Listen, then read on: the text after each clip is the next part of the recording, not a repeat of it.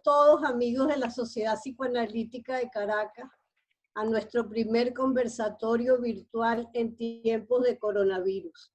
En este mes de mayo, mes que conmemora el nacimiento de Freud, hemos querido invitarlos para pensar psicoanalíticamente sobre dos temas que consideramos clave dentro de la incertidumbre que vivimos con esta pandemia en nuestro país y en el mundo.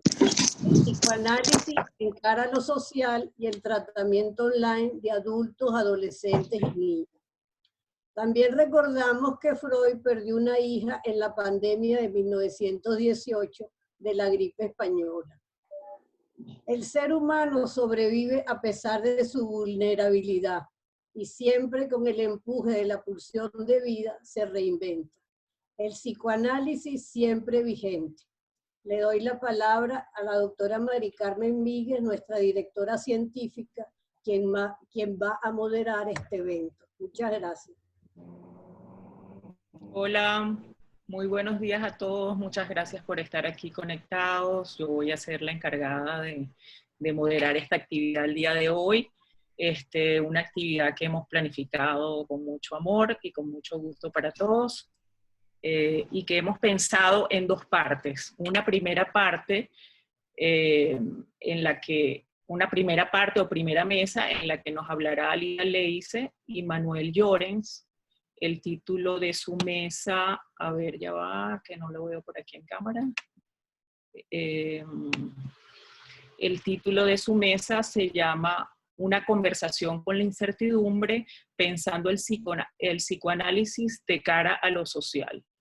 Esta actividad esta primera mesa va a tener como una hora de discusión entre la participación de los ponentes y luego las preguntas que ustedes van a poder realizar a través del chat y que yo voy a leer y alternativamente Alicia o Manuel va a responder.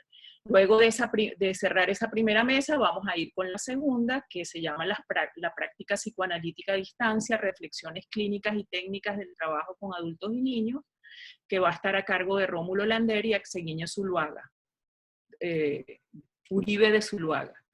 En esta segunda mesa también se va a abrir otra ronda de preguntas y respuestas, y así vamos a concluir la actividad. Nos gustaría, por favor, y en aras de la mejor calidad del sonido, que todos silencien sus micrófonos y también por temas de conexión, que desconecten sus cámaras. También nos gustaría que por chat nos compartieran desde dónde nos están escuchando. Y alguna persona ha escrito por aquí desde Uruguay, desde Madrid, en fin. Eso sería muy lindo saber desde dónde están conectados. Entonces doy paso a la primera mesa a cargo de Alicia Leice y Manuel Llorens. Una conversación con la incertidumbre pensando el psicoanálisis de cara a lo social. Alicia Leice es miembro didacta y miembro titular y didacta de la Sociedad Psicoanalítica de Caracas, fue directora del Instituto Latinoamericano de Psicoanálisis ILAP entre el 2012 y el 2016, es miembro invitado de la Asociación Psicoanalítica de Madrid y actualmente coordina un grupo de estudios sobre psicoanálisis de cara a lo social donde participan psicoanalistas y psicólogos radicados en Venezuela y el exterior. Ella está viviendo ahorita en Valencia, España, y entiendo que parte de lo que va a conversar con Manuel son temas que han abordado en este grupo de estudio tan interesante. Manuel, un muy querido amigo nuestro de la sociedad, quiero decir, es psicólogo clínico, es psicólogo clínico con maestría en psicología comunitaria por la Manchester Metropolitan University, especializado en trauma del Tavistock Institute, es profesor de la UCAP, autor de algunos libros especializados. Hay uno que está por salir, el cual coordina, que se llama Dicen que están matando gente en Venezuela. Y también ha hecho la traducción del libro Psicoterapia políticamente reflexiva. Actualmente Manuel vive en La Paz, Bolivia. Bueno, les dejo la palabra a Alicia Laice y Manuel Llorens. Bienvenidos, Alicia, Manuel. Muchas gracias. Bueno, muchas gracias. Un gusto estar con todos ustedes, un poco abrumada con la cámara, la verdad.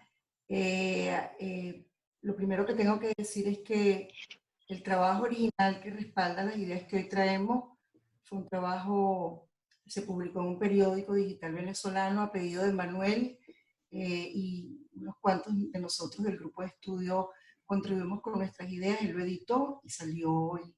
Creo que muchos de ustedes los tienen, y el que no lo tenga, pues con mucho gusto se los podemos mandar. A partir de eso, el grupo ha seguido elaborando y intercambiando ideas en direcciones como hacia adelante, y también Manuel y yo hemos tenido una suerte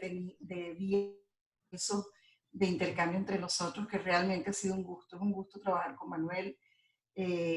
Bueno, muchos de ustedes lo conocen, es un hombre lleno de conocimientos, muy dinámico, y da mucho gusto contar con alguien que además está tan comprometido con lo comunitario.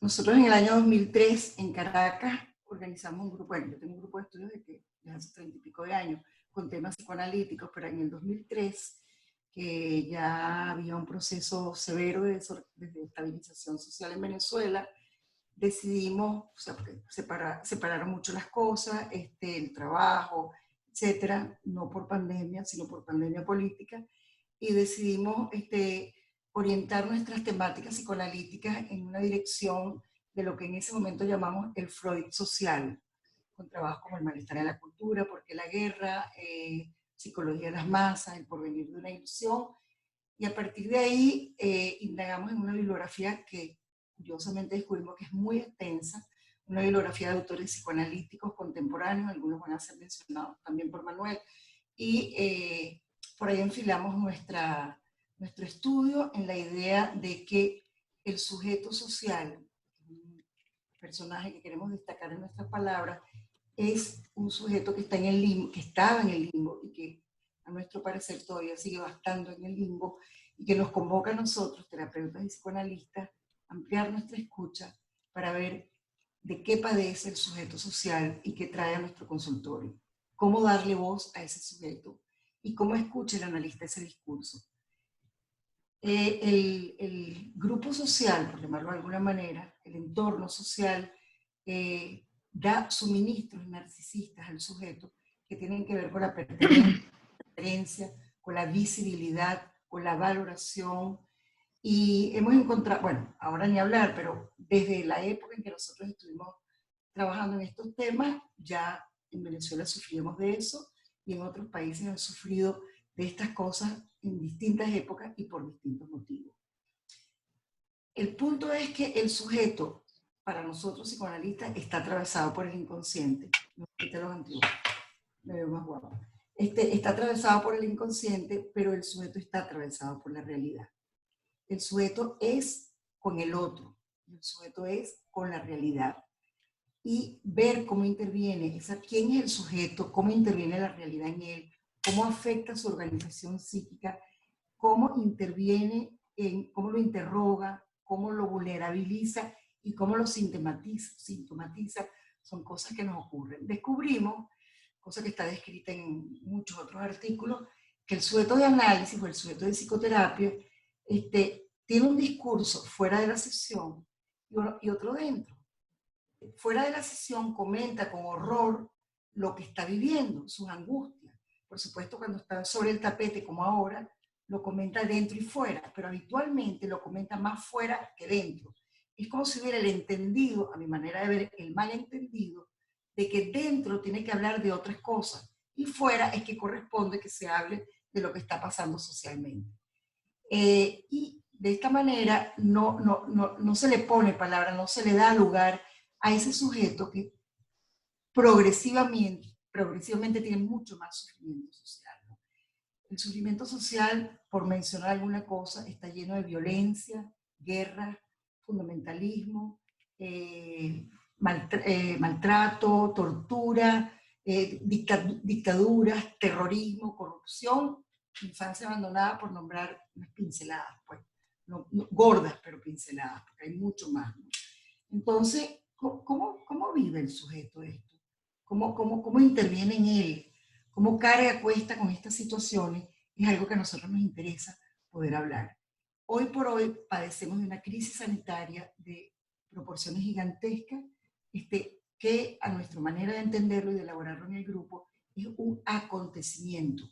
Decimos que es un acontecimiento, no un trauma, porque el trauma no le pertenece al hecho, el trauma le pertenece al sujeto. El sujeto es el que tiene la vivencia traumática. El acontecimiento puede ser catastrófico, trágico, pero el efecto traumático viene en el sujeto.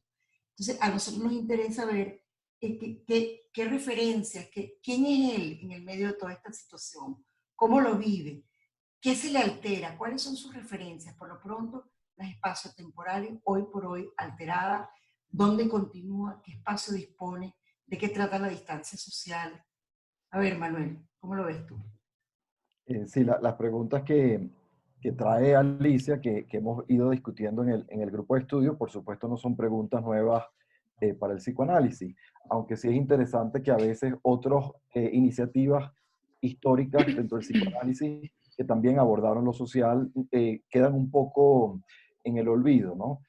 Además de los textos de Freud, siempre me parece interesantísima la referencia sobre las clínicas gratuitas que él colaboró a fundar, pensando en tratar de extender el psicoanálisis a poblaciones sin recursos o viviendo las dificultades que estaban atravesando en Europa en esos momentos, clínicas que se abrieron en Viena, en Berlín, en Londres, en Budapest, y que tienen la inspiración directa de Freud y de sus colaboradores como un primer ejemplo de una intención de llevar el psicoanálisis a lo social.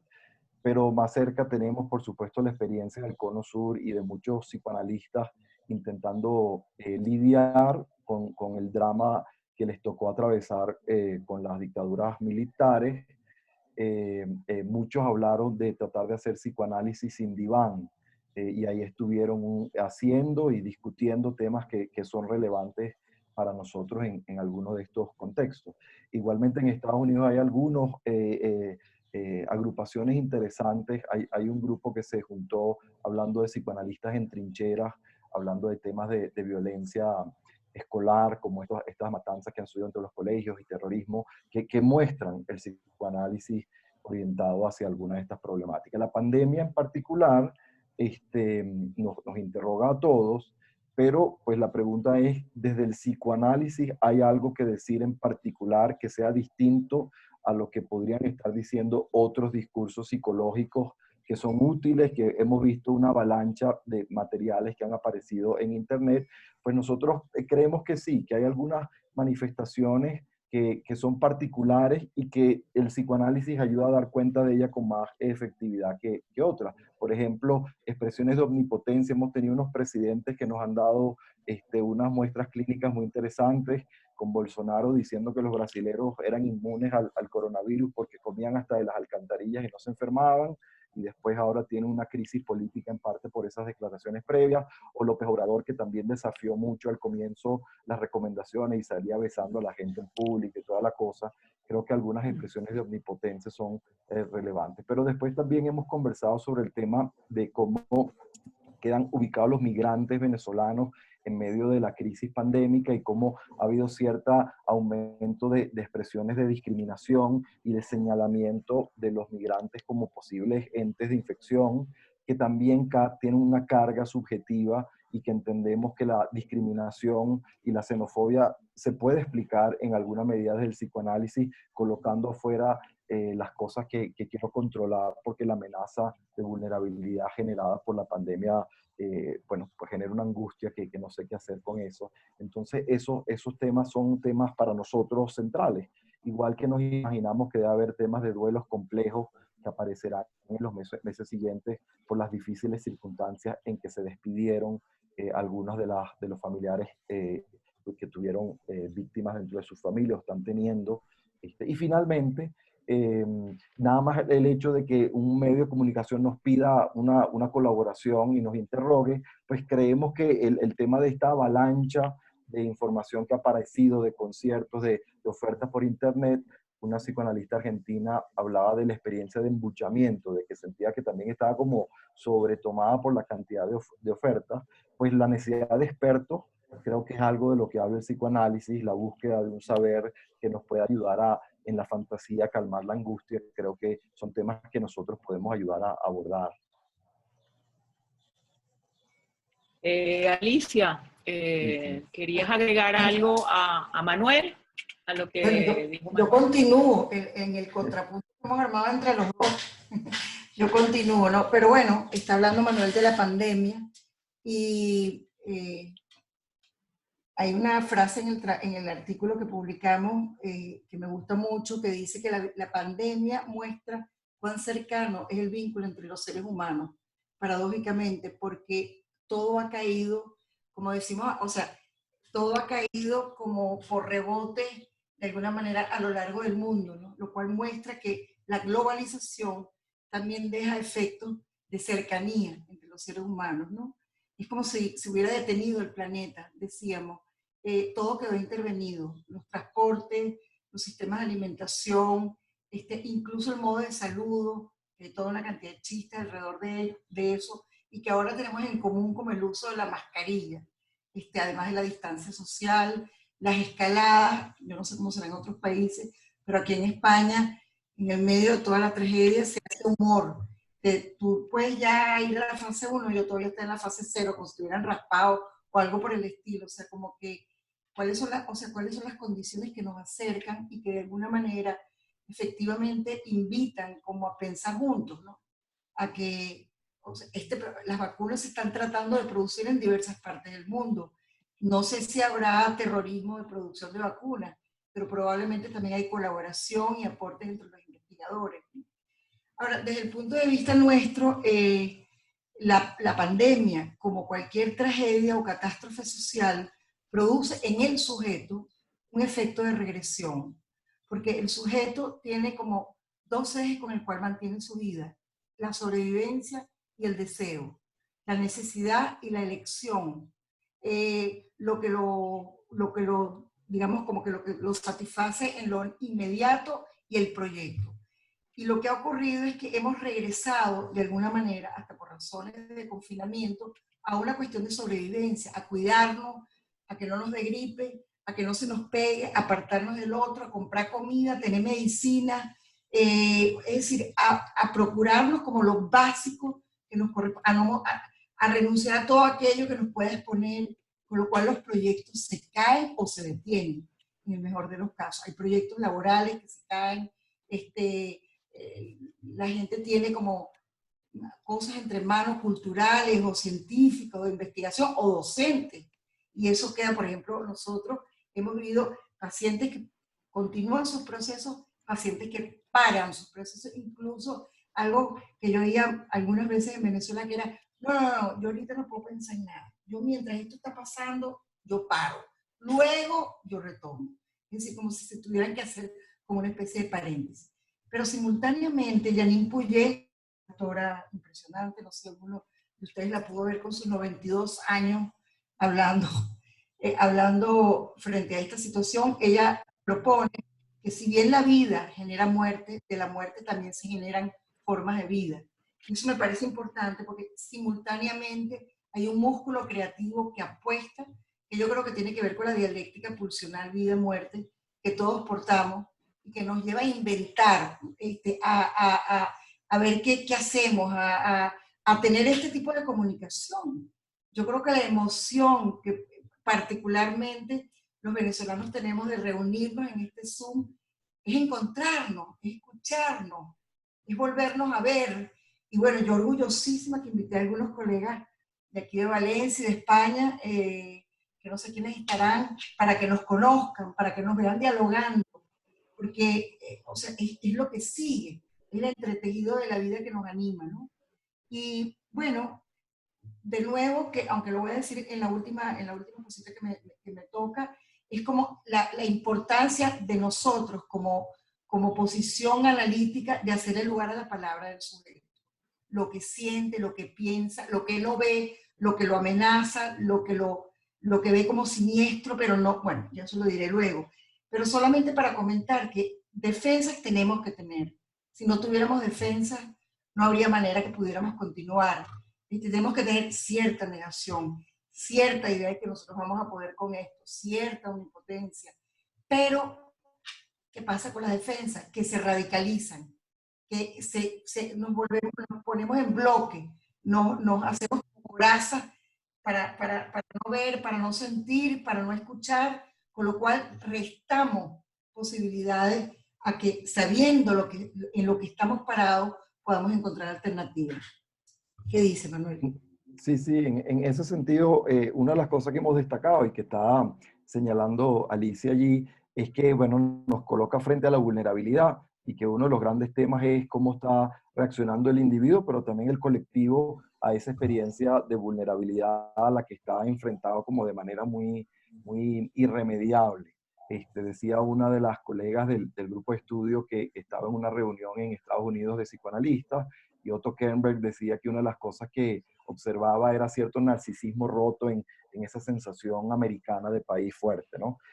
En ese sentido, a mí me ha sido útil durante estos años de crisis, de diferentes tipos de crisis que hemos atravesado, pues varios de los escritos de Bion y algunas de las cosas al que él regresa, tomando de su experiencia en la guerra. Yo creo que esos escritos donde la influencia que tuvo en él, haber sido soldado en la Primera Guerra Mundial y haber atravesado como médico la Segunda Guerra Mundial, es muy interesante para pensar, ¿no? Él repite en varios momentos que la tarea del psicoanalista es abrir espacio para seguir pensando mientras las bombas caen.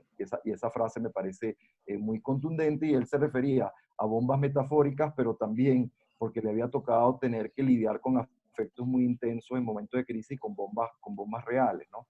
Entonces, toda esa noción de cómo logramos seguir pensando y cómo abrimos espacio para contener los afectos, para poder darle nombre, como decía Alicia, me parece relevante. Voy a leer una frase del último trabajo de Bion, que lo último que publicó se llamó Making the Best of a Bad Job, haciendo lo mejor con un trabajo malo, que se refería a la tarea del psicoanalista.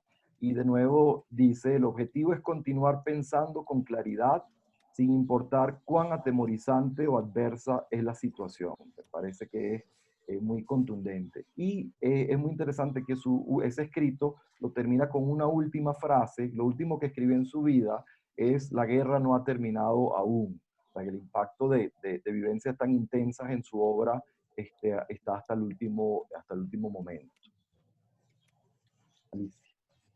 Bueno, un último puntico que me recuerda algo que dejé del principio es que en particular los psicoanalistas hemos sido formados, quizás porque es como el objeto de estudio que nos corresponde, hacia un mundo más intrapsíquico, hacia lo que el sujeto vive, acontece, registra intrapsíquicamente, lo cual a mi manera de ver, y creo que es un poco el espíritu de nuestro grupo de estudio, no se sostiene demasiado, ¿no? Evidentemente el mundo intrapsíquico es digamos, nuestra escucha, es hacia donde dirigimos nuestra mirada y nuestra escucha, pero vuelvo al punto de que el sujeto intrapsíquico es finalmente un sujeto social, y que hacerse sujeto es parte de cualquier equipo social, sea anciano, adolescente, adulto, y procurar una vida lo suficientemente posible para quien nos demanda ayuda, sea quien sea, ¿no?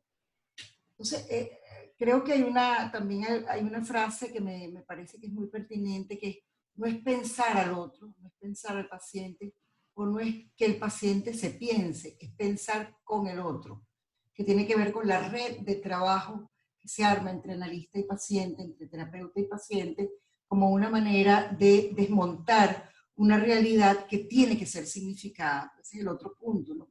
Que la experiencia de lo que nos acontece tiene mucho de real. Hay mucha gente, ustedes lo deben haber leído, nunca habíamos vivido algo como esto, o materiales de sesión en donde se trae como algo donde, cómo se significa esta situación que es nueva, y eso es algo que le corresponde a la dupla analista-paciente, ¿no? También creo que es importante que el paciente le pueda dar palabra a lo que no la tiene, que le pueda dar significación a lo que no lo tiene, y que pueda acceder a una simbolización, porque aunque tenga, como dirían, el dispositivo para simbolizar, son experiencias del orden de lo real, que nunca antes han sido vividas, que nunca antes han sido significadas. Por lo tanto, darle significado es una tarea que nos corresponde en un proceso terapéutico. Bueno, no sé cuánto tiempo tenemos, Manuel, pero te lo dejo a ti para que... Sí, quizás voy a hacer una pequeña intervención porque están preguntando cómo se llama el artículo y en qué medio salió publicado. Hay personas interesadas, quizás lo pueden mencionar. Sé que fue en el portal virtual 5.8, pero precísenlo, por favor. También alguien pregunta por el nombre del libro de Bion que citaste, Manuel. Esas dos cositas se las dejo por allí y ya hay varias preguntas en el tintero para luego leerlas. Gracias. Sí, sí, Manuel. Sí, el artículo salió en el portal 5.8 y ahí lo pueden conseguir y sale bajo el nombre del grupo de psicoanálisis de cara a lo social. Y el artículo de Bion les decía que se llama haciendo lo mejor de un mal trabajo, Making the Best of a Bad Job. No tengo el libro, pero como estoy en la computadora, ahorita que pasemos a la conversación, busco el título del libro en que salió publicado. Ok. Y bueno, quizás cerramos con una idea final y arrancamos las preguntas. No sé si les parecen. Yo quería comentar una última cosa, que es que ya desde mi perspectiva, donde pienso que el psicoanálisis y la psicoterapia en general puede también tener una función que va más allá de pensar el individuo, sino que puede pensar en lo colectivo. Es interesante que el psicoterapeuta y el psicoanalista está todo el tiempo escuchando aquello que no ha querido ser visibilizado, aquello que se quiso mantener reprimido, aquello que no tiene voz, ¿sí? Y en ese sentido, en este momento la diáspora que representamos también está escuchando el sufrimiento de venezolanos que dentro del país a veces pueden tener situaciones difíciles para poder expresar algunas ideas, pero también que en la migración quedan al margen de algunos países. Y entonces el terapeuta es el que atestigua, el que te permite registrar un testimonio que tiene una función política. Con Alicia conversábamos si utilizar o no la palabra porque es introducir la controversia, pero a mí me parece que es interesante, que hay una función política en el registro testimonial. Y así como estamos escuchando lo no dicho de la psique, también estamos lo que la sociedad a veces no quiere hacer visible y nosotros podemos ser voceros cuando se nos acerca un medio de comunicación para hacer más visibles los sufrimientos de aquellos que quedan al margen, y ya no solo los venezolanos, sino que nos ha permitido entender que desde nuestro lugar de escucha a veces tenemos la posibilidad de escuchar muchas de las experiencias vitales que quedan al margen de lo que está siendo registrado en una sociedad, y creo que es una función importante de nuestra tarea. Y con eso terminamos para conversar con ustedes. Bueno, muchas gracias a Alicia y a Manuel por sus reflexiones y sus ideas muy interesantes. Bueno, leo comentarios, algunos referidos a la situación particular en Venezuela y paradoja, es inevitable pensar que son ustedes dos, venezolanos de la diáspora, los que nos están trayendo un poco esta reflexión de la pandemia y el psicoanálisis de cara a lo social, ¿no? Justamente ustedes comentaban, este evento que nos ha tomado por sorpresa a todos tiene un carácter global, mundial, pero también tiene un carácter particular. En Latinoamérica, por no decir solo en Venezuela, es inevitable que la pandemia se mezcle con aspectos económicos y sociales, ¿no?, propios de la región. Ayer escuchaba a alguien desde Perú comentar que está enfrentando se ha esparcido muy rápidamente el coronavirus, cómo comienza a ser una enfermedad de la pobreza. El COVID-19 está infectando principalmente a las personas de menos recursos. Aquí en Venezuela también hay toda una intencionalidad del gobierno en hacer aparecer además que es un virus importado, que nos llega de las fronteras de los países con los cuales tenemos diferencias o tiene el gobierno diferencias políticas. Entonces hay todo un manejo político y social añadido pues, a la situación propia, ¿no? del virus, desde el lado más sanitario, pues, o más médico, quiero decir.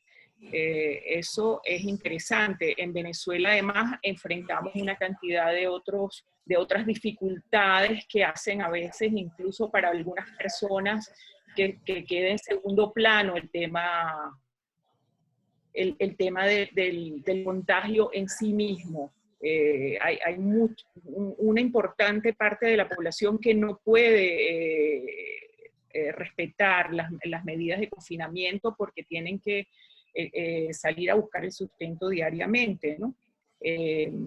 Los psicoanalistas que aún seguimos en Caracas, pues también, aunque desde hace mucho venimos trabajando a distancia,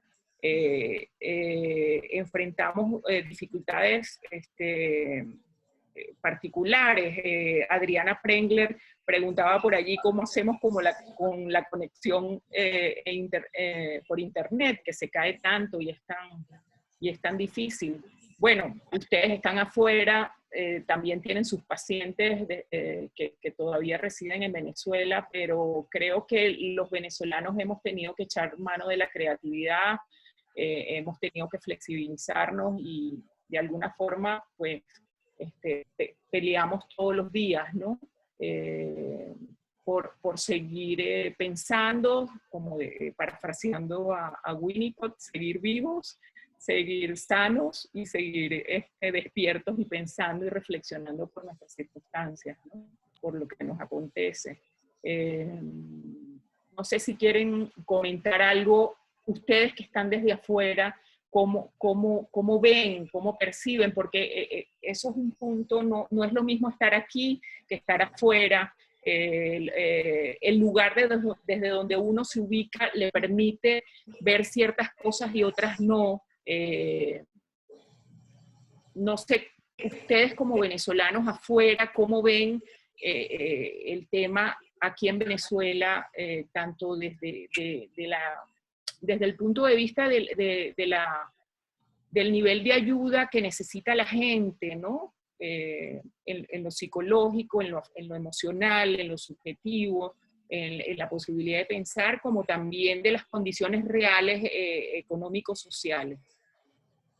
Eso es una pregunta que abarcaría varias de las que he recibido aquí. No sé qué nos pueden decir. ¿Quieres arrancar tú, Alicia? ¿Quieres decir algo? ¿Quieres? Bueno, yo tengo contacto con Venezuela porque tengo personas, pacientes, con los cuales trabajo. Por lo tanto, tengo una cercanía en el discurso, tengo una cercanía en lo que está pasando. Bueno, también tengo amigos. Pero no sé, a mí me da la impresión de que esta situación que es, o sea, esta pandemia que es global, que afecta, como lo decimos en el artículo, a todo el planeta, prácticamente, a mi manera de ver, trae un efecto de mayor cercanía en lo que puede estar pasando en otros países, porque yo no pretendo ser antipática ni nada, pero yo creo que cada país vive en sus complejidades y como no la tienen fácil en unos cuantos, aunque la tengan menos difícil que lo que lo tenemos en Venezuela, cada uno está en su rollo. Pues hay situaciones, en España hay situaciones políticas difíciles, situaciones económicas complejas, de la crisis se salió relativamente hace poco tiempo, por no decir que se está saliendo, y ahora se entra en una nueva situación económica muy seria. ¿Qué les puedo yo decir? En otros países hay una crisis sanitaria, por ejemplo, Estados Unidos, que es un país tan poderoso, revela una crisis sanitaria tremenda por cómo ellos llevan su cuestión médica, pero no sé, yo creo que quizás esta situación nos acerca, aunque las manifestaciones sean distintas, Por ejemplo, en España no falta comida, no faltan medicina, no hay una inflación del 750%, no hay inseguridad a nivel de la muerte. Y a mí me da la impresión de que no siempre eso es entendido o conocido, porque ni siquiera por ajenidad solamente, sino porque cada país vive su rollo y vive su cotidiano y es muy complicado. En Europa tienen sus rollos entre ellos, yo qué sé. Pero creo que por ejemplo, en España este efecto trae a la superficie una problemática económica muy seria, una problemática política. Tengo la impresión también que la arrastra a la superficie, ustedes en las noticias lo pueden ver. Qué sé yo, el asunto este de la inmediatez, que es una de las cosas que uno ve en algunos países como Argentina o a lo mejor en algunos países de Europa o en los Estados Unidos en algunas zonas, esa preocupación del sujeto por pelear por lo suyo, por apostar por su causa, ahora queda muy comprometida por lo que comentábamos antes de que hace efectos de sobrevivencia, pero evidentemente yo lo que diría es que si el piso social se tambalea más, la situación es muchísimo más seria, ¿no? Claro. Manuel, Sí, ¿quieres sí, sí, agregar sí. algo? Sí, sí, absolutamente. Creo que las dos cosas tengo una vivencia parecida. Una es que el fenómeno de crisis nos permite como establecer algunas conexiones desde la experiencia nuestra y eso paradójicamente nos abre cierto camino en este momento de crisis mundial. Al mismo tiempo, se suele decir que los factores de riesgo funcionan de manera multiplicativa. Eso significa que cuando tengo un factor de riesgo y me viene una crisis, pues eso va a potenciar que la situación sea más compleja. Y si tenemos situaciones como la venezolana o en otros países, una familia multiproblemática, normalmente, bueno, si tienen un problema económico, eso complica el tema de salud, si además de eso tienes un tema de acceso a transporte, y entonces, bueno, por supuesto que las vivencias son muy distintas en la medida que tengo una red institucional, social, que tiene más soporte y más sostenimiento, o en la medida que la situación es mucho más precaria. Por lo cual, sí, la situación de Venezuela siempre resulta muy, muy preocupante. Yo tengo la experiencia, yo vivo en Bolivia, que es interesante como contraste a Venezuela, en el sentido que tiene cosas parecidas y bueno, eso viene de una crisis política intensa, viene de un gobierno con ideas similares al chavismo que finalmente cayó, y después entonces los contrastes, eso llama mucho la atención, que el nivel de deterioro y de crisis es mucho, mucho menor, ¿no? Pero lo que sí creo que además es interesante de mi experiencia trabajando en Venezuela y trabajando con venezolanos todavía en otros contextos, es que tenemos un entrenamiento en crisis bastante intenso, y eso tiene sus ventajas en el sentido que una vez que has has podido sobrellevar ciertas situaciones, te da como un poquito más de calma para poder enfrentar otras. Y creo que los venezolanos estamos siendo en la salud mental, además, porque veo que hay muchos en unas redes de atención de venezolanos en diferentes sitios y otras tareas, tienen una experiencia acumulada de lo social que creo que puede ser útil en estos momentos. Sí, voy a permitirme leer algunos comentarios, aunque creo que todos los pueden leer también desde su chat. Gisela Renes dice, abrir espacios es una idea que me ronda desde el principio del confinamiento. El trabajo analítico, más que nunca, empuja a ser creativo y abrir espacios distintos para poder pensar, simbolizar. En mi caso, estoy recurriendo a la pintura, a la música. Eso me ayuda a entender a posteriori muchas situaciones de vacío e incertidumbre. Muy interesante su comentario. Otra persona de Amato nos dice, en relación a lo dicho anteriormente por Alicia, hay pacientes que han puesto en cuarentena también la terapia, hasta tanto pueda reanudarse de forma presencial, rechazando la que pueda recibirse online. Luego, creo que el aspecto económico, dice Gisela Correa, también influye notablemente en la consecución o no de la terapia. Lamentablemente tienen otras prioridades de sobrevivencia que pelan frente a la terapia. Daniel Silva dice, he notado aquí en Venezuela que la situación ha servido como, bueno, eso ya lo leí, se repitió. Erickson de Jesús dice, como dice Bion, en esta muerte ha surgido mucha vida, hay muchas iniciativas individuales y colectivas que sostienen esta vivencia de sufrimiento y permiten una contención más saludable, pero es indudable que las condiciones estructurales complejizan la posibilidad de pensarse fuera de la crisis. Muy interesante. Yo también pienso que mucha gente el sufrimiento es tan intenso y disparado por carencias tan básicas que a veces es un sufrimiento mudo, un sufrimiento que no se puede comunicar, que no se puede pensar, que no se puede compartir. Parte de la labor de los psicoanalistas que aquí en Venezuela también hacemos tarea comunitaria, trabajamos en diversas instancias a nivel de educación, a nivel de comunidades, de barrios, a nivel de tantas organizaciones ONGs pues, que están funcionando aquí para prestar ayuda a la población más carenciada. Mucho de nuestro trabajo consiste a veces en poder facilitar la palabra, en poder dar cabida a la narración, a la queja incluso, y a la elaboración colectiva de alguna forma.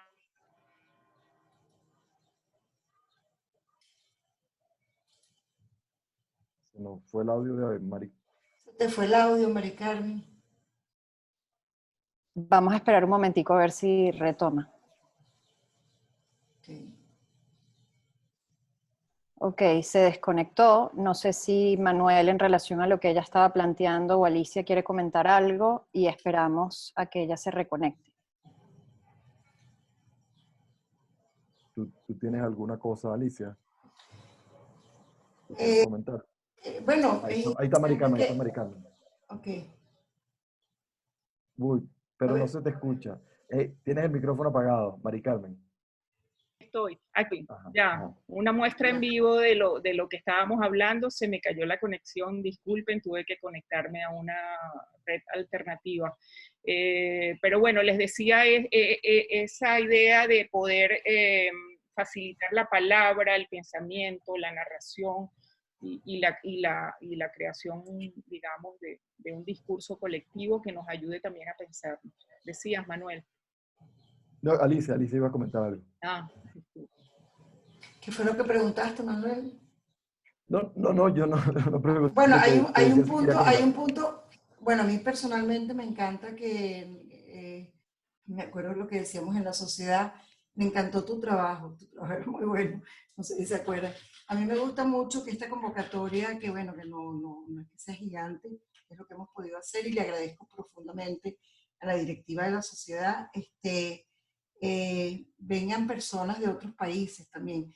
Por supuesto que quiero profundamente a mis colegas venezolanos, eso no tiene discusión, pero bueno, oír que está Gisela Renes, por ahí vi a Canfán, que son personas de Valencia, no puedo ver más porque nada más me quedo en esta pantalla, no me vaya a pasar nada, pero me da mucho gusto porque yo creo que es una iniciativa interesante de acercarnos y de que podamos intercambiar, más allá de los grandes sociedades, que son los que hacen así como eventos mucho más gigantes, la sociedad pequeñita pueda, que tenemos a la mitad de la gente fuera del país, pueda incluir a colegas de otros lados, para mí es tremendamente emocionante, ¿no?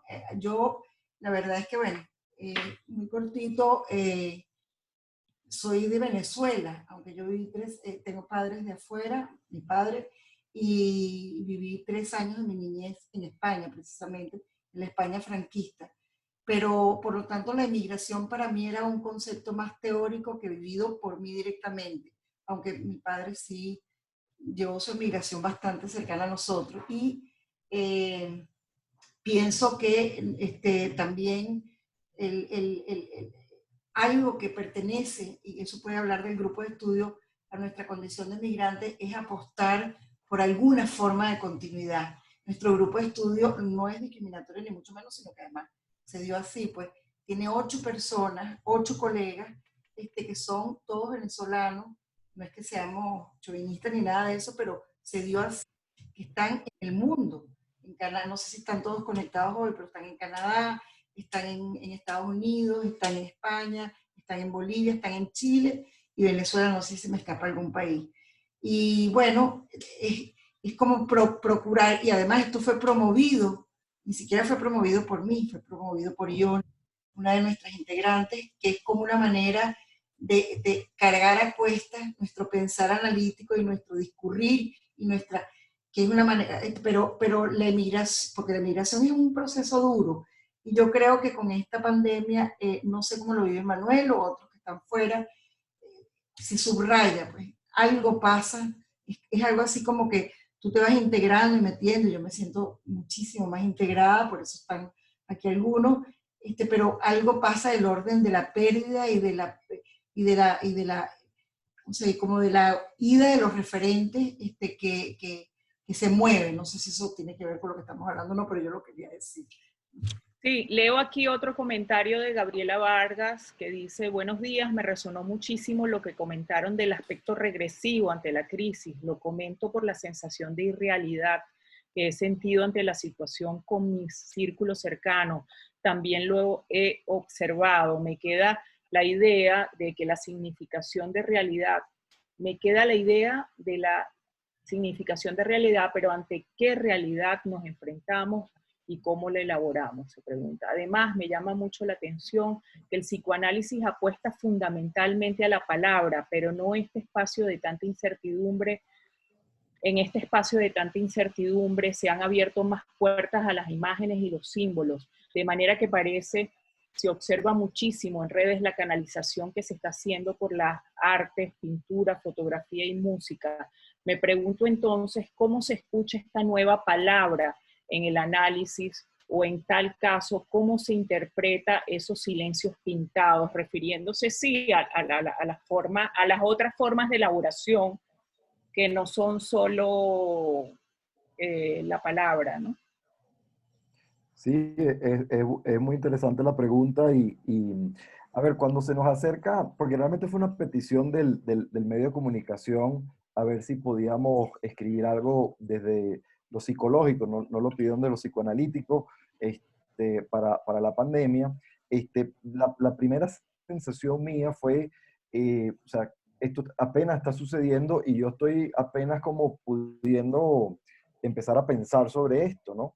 Y bueno, sí vi, por supuesto, hay como algunas recomendaciones clínicas que han salido y salieron desde muy temprano, hay gente que se dedica a eso, me pareció muy bien, pero la observación es muy interesante, ¿no? De que han salido cosas que tienen que ver con música, con fotografía, con pintura, pero quizás todavía la elaboración de la palabra no está completamente afinada. Y yo creo que ahí hay una función psicoanalítica en el sentido de poder tolerar la incertidumbre, es decir, poder no tener la respuesta de entrada, poder saber que estamos angustiados, estamos preocupados, estamos impactados, ni siquiera sabemos cómo ponerle nombre a la manera en que estamos impactados, pero que el abrir espacio para estar juntos, para poder tolerar juntos y acompañarnos en esas angustias, es la manera en que un psicoanalista acompaña al otro a tratar de ir generando esa palabra. Entonces, de repente la palabra no está de antemano, de repente no tendría por qué estarlo.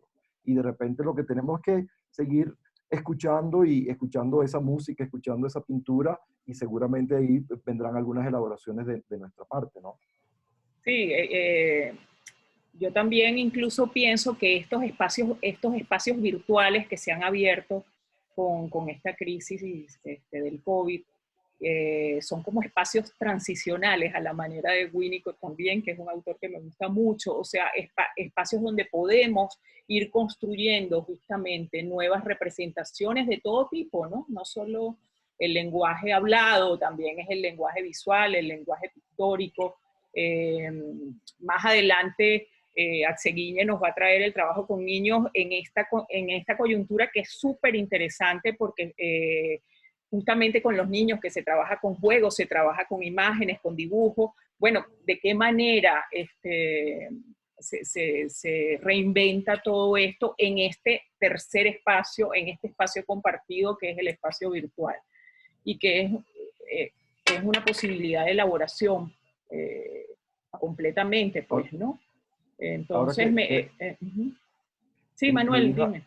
me vino a la mente ahorita, que tiene que ver con lo que estamos conversando, una intervención psicoanalítica que vino de Marilyn Manson, del cantante todo gótico, Sí. que es una intervención muy interesante cuando lo entrevistan por la matanza de Columbine, que unos jóvenes asesinaron a sus compañeros y supuestamente escuchaban su música, y le hacen una entrevista y le dicen: tú, que supuestamente eres vocero de la juventud, que puedes ser responsable, ¿qué le dirías tú a estos jóvenes? Y él dice: yo no les diría nada, yo empezaría por escucharlos.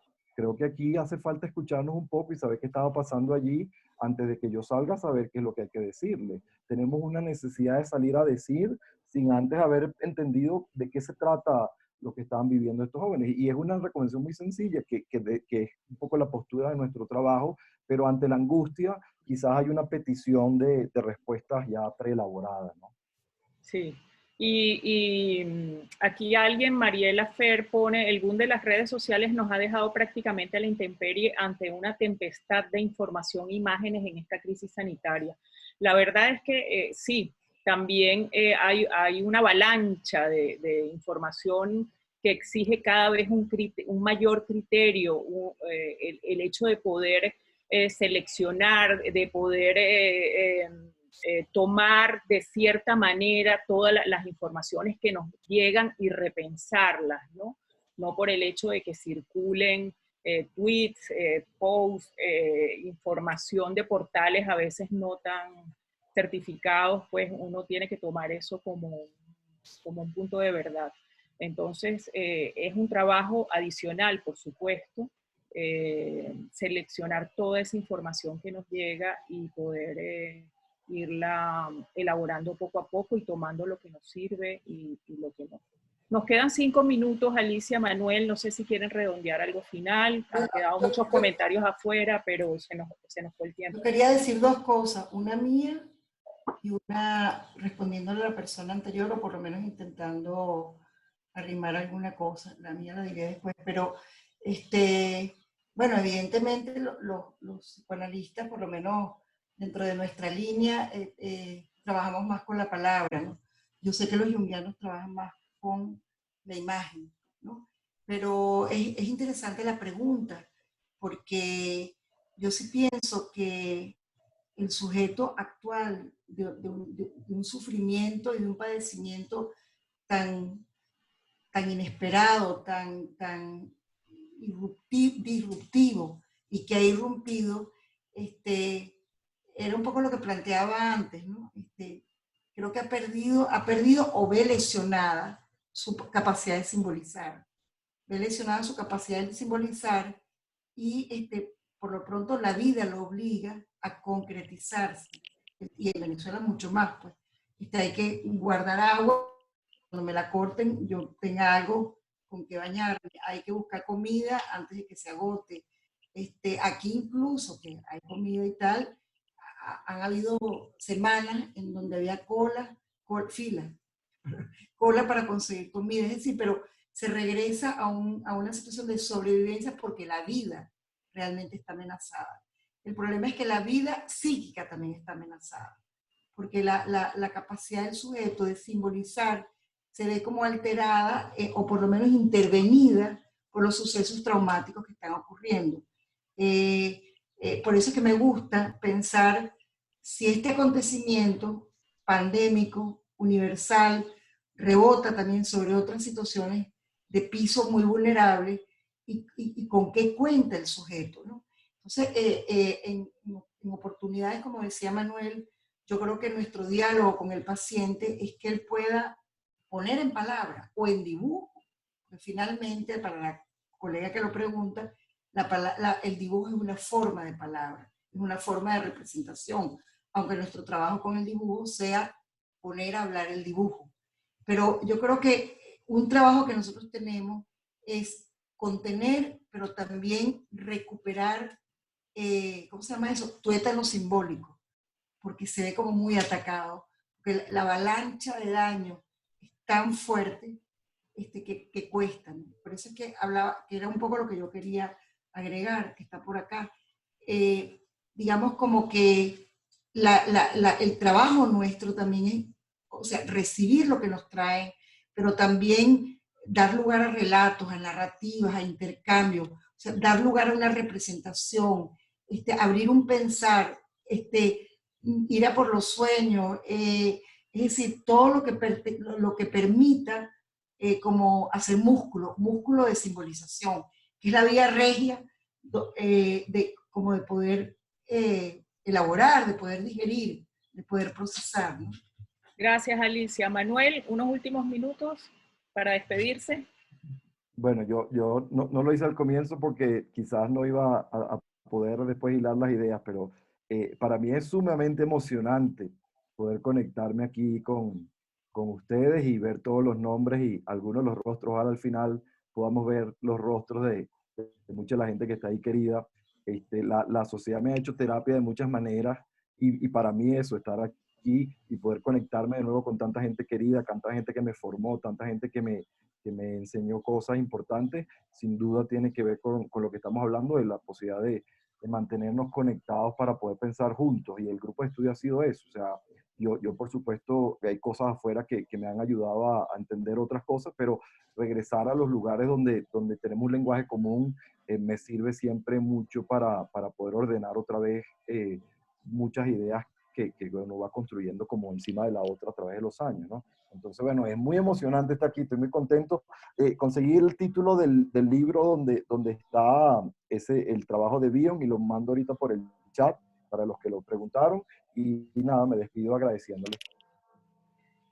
Bueno, gracias a ti también, Manuel. Para nosotros en la Sociedad Psicoanalítica es un placer tenerte en una de nuestras actividades. Siempre estás invitado y muy interesantes los aportes de los dos. Pasamos ahorita a la segunda mesa, entonces, donde van a estar Rómulo Lander y Arceguiñe Uribe, que hemos llamado la práctica psicoanalítica a distancia, reflexiones clínicas y técnicas del trabajo con adultos y niños. La primera presentación va a estar a cargo del doctor Rómulo Lander, que es médico psiquiatra, miembro titular en función didacta y fundador de la Sociedad Psicoanalítica de Caracas. Es supervisor y docente del instituto, autor de varios libros, entre los que destacan La experiencia subjetiva y la lógica del otro, y otro libro denominado Lógica del Objeto, titulado Lógica del Objeto. Reside en Caracas. Bienvenido, Rómulo. Te doy el pase para que nos compartas tus reflexiones y trabajo. Adelante. ¿Me escuchas? Yo no te escucho, no sé si los demás. ¿Ahora me escucha? Ahora sí. Ahora sí, gracias. Qué bueno. Voy a ir directamente al grano porque el tiempo es muy valioso y muy limitado. El tema en cuestión es la práctica psicoanalítica en tiempos de coronavirus, o sea, en tiempos de pandemia. Pero la práctica psicoanalítica en tiempos de pandemia significa la práctica a distancia, porque la cuarentena universal, que está en 70% del planeta, la cuarentena obliga al aislamiento social, al aislamiento en la casa, todo el mundo en su casa, etc. Queda entonces difícil que puedan haber sesiones psicoanalíticas presenciales. No son posibles. Las únicas sesiones psicoanalíticas que es posible en tiempo de pandemia con cuarentena es la sesión a distancia. Entonces, las ideas que yo traigo, si quieren un poco las ideas más descritas, me pueden escribir a mi correo y yo les mando la parte escrita de la idea que voy a presentar ahora en forma muy resumida en 10 minutos. Este asunto de la práctica a distancia, que no es presencial, no es nueva. Desde hace más de 30 años se está tratando de trabajar a distancia y se hacía inicialmente, antes que estuviera disponible la internet, se hacía por fax. Y entonces uno pedía las sesiones por escrito, el supervisado escribía las sesiones, las mandaba por fax, uno las leía y le daba los comentarios a la sesión escrita y luego de regreso venían preguntas y de ya otra vez las ideas, etc. Y esa sería un trabajo psicoanalítico, en este caso docente, de supervisión a distancia. Pero no todos los psicoanalistas hacían esa práctica, porque requiere tiempo, mucho tiempo para recibir la cosa, para leerla, para escribir las ideas, etcétera, etcétera. Con el advenimiento de la internet, que permite una conexión con audio y con video, sin costo alguno, solamente el costo de la comunicación de internet, entonces se abrió un mundo nuevo, que era el mundo de la terapia o las supervisiones o la docencia o las supervisiones en grupo o las clases o los conversatorios, todo a distancia, como lo estamos haciendo ahora, a distancia. Con la llegada de la cuarentena, por lo menos en Venezuela y en el resto de los países, apareció en este año 2020. En unos países apareció en los finales de enero, otros países en febrero. En Venezuela apareció a comienzos de marzo, que estamos en cuarentena, aislados en las casas, etc. El trabajo a distancia se impone. O sea, ya no es una cosa voluntaria. No es los analistas que quieren hacer el trabajo a distancia y los que no lo quieren. No. Si eres psicoanalista y quieres trabajar en tiempos de una cuarentena, no hay otra manera que no sea a distancia, por internet. Entonces, eso ya es un hito en la historia, porque todos los analistas, los que simpatizan y los que no simpatizan con el trabajo virtual, tienen que entrar por allí, porque si no, no hay trabajo. Entonces, es muy increíble como casi todo el mundo entró por el trabajo a distancia, por internet. Ese trabajo tiene unas características muy interesantes que ya están siendo sometidas a estudios por distintos grupos de psicoanalistas de distintos países y aquí también en Venezuela hemos tenido grupos de discusión, encuentros para discutir cuál es la característica en la técnica cuando se trabaja a distancia, o sea, cuando se trabaja por internet. Y han surgido ideas, conflictos, discusiones, etc. Lo más importante que yo encuentro, lo poquito que yo puedo decir en 10 minutos, es lo más importante que yo encuentro. Uno, es que cuando se trabaja por internet a distancia, en la sesión de análisis, hay la posibilidad de que la sesión sea con video y con audio, o también que sea solamente por audio, sin video. Uno puede quitar el video y sigue el audio. Entonces, la sesión psicoanalítica que se realiza solamente con el audio, porque uno le quita el video, pero el audio es muy claro y las ideas se transmiten por el audio, es un tipo de sesión que tiene sus características. Y la otra sesión que incluye video, o sea, no solamente estoy escuchando, sino que la persona me está viendo en escucha, porque la cara sale en la pantalla. Entonces hay un video que me permite ver la persona que está hablando y la persona me ve que yo estoy escuchando. Entonces es un audio con video. Bueno, una sesión así es distinta a una sesión solo con audio. ¿Por qué es distinta? Por lo siguiente, cuando uno está en una sesión presencial, o sea, la persona está allí en el consultorio y está presente, es para ambos miembros de la dupla analítica que ocurra un fenómeno psicológico, un fenómeno mental, un mecanismo de defensa inevitable que se llama la identificación.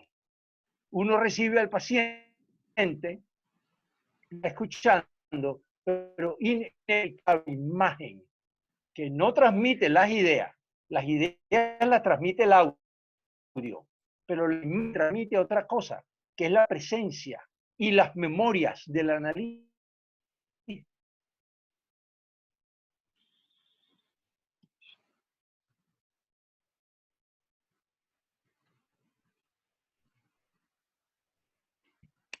Que con el paciente, con lo que está diciendo, tratando de encontrarle un sentido a lo que está diciendo para luego dejárselo saber, que sería por la interpretación. Bueno, eso es presencial. Cuando la sesión es virtual, pero tiene video y tiene audio, es igual que si fuera presencial. El fenómeno de la escucha y el fenómeno de la identificación que se favorece por la presencia de la imagen es igual. Pero esto es un problema, porque en el trabajo analítico lo que más nos interesa es el sentido de las ideas. La persona expresa todo lo que está pasando en sus ideas, que se transmiten por el audio. Y el trabajo del analista es entender lo que está pasando en la mente del otro. Pero ese trabajo del analista se interfiere, no se facilita, al contrario, se interfiere cuando la imagen favorece la identificación. Eso es lo que nosotros llamamos en técnica psicoanalítica en simetría, con una S por delante, simetría, en la cual hay identificación del analista y también identificación del lado del paciente. Esa relación de simetría no favorece el trabajo del análisis, al contrario, lo obstaculiza, porque hay una identificación favorecida por la imagen en la cual encontrar el sentido perdido a estas ideas y estos conceptos que está hablando la persona.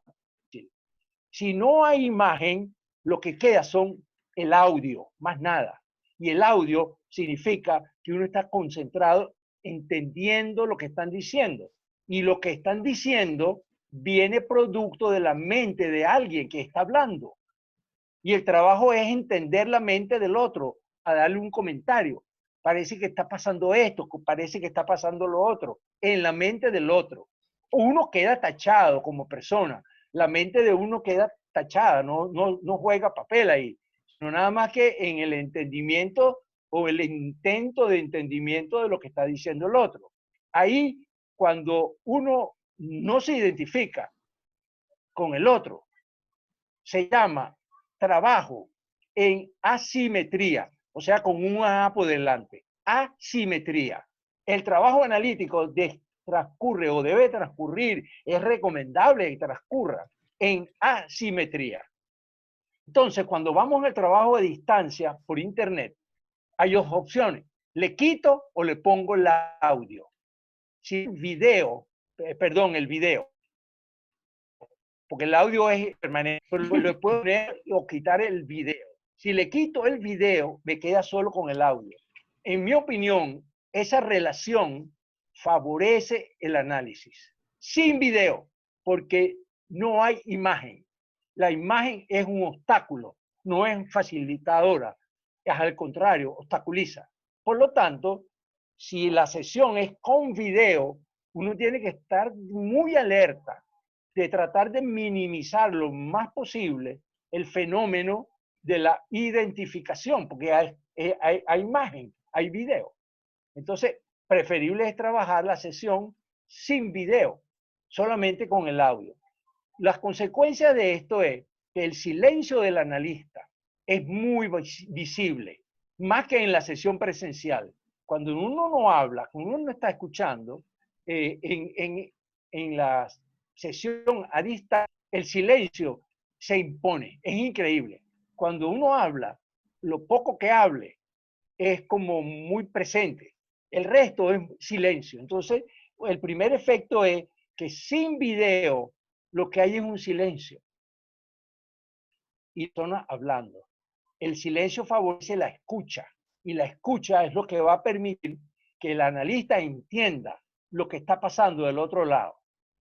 Al final de la sesión, es común, lo he oído en otros analistas, lo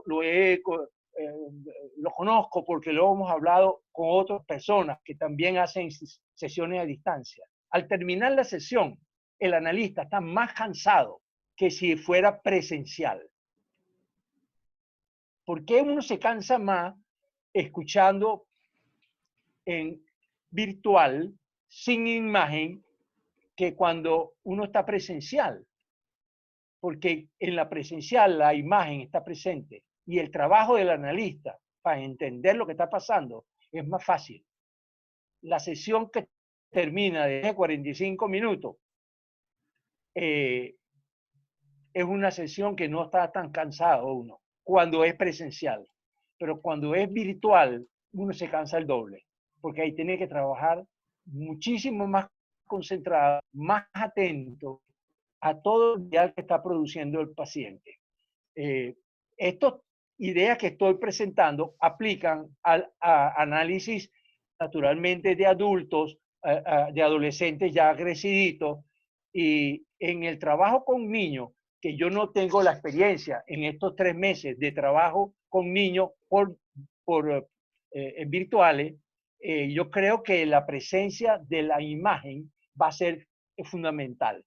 Pero no es nuevo, porque en el trabajo con niños, la identificación del analista de niños con su paciente niño o niña es conocido, pues. Es conocido que... Ok, ya terminamos. No. El fantasma de... Perdón, ¿qué me dices, Mari? Te oigo.